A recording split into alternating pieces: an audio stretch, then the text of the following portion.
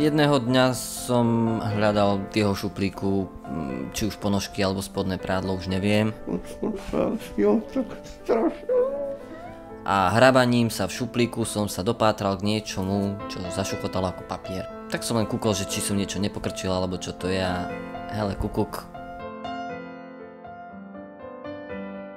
No nekúkal som sa do listu, zase takú drzosť som nemal, ale hneď mi bolo jasné, že tam nie je všetko s kostolným poriadkom. Tak som dúpal, až kým mi nepovedal, že si dal prihlášku na teologickú fakultu. Pár minút sa bez zývnutia neudržíš. Ako cirkev a neurastie sa mašinéria.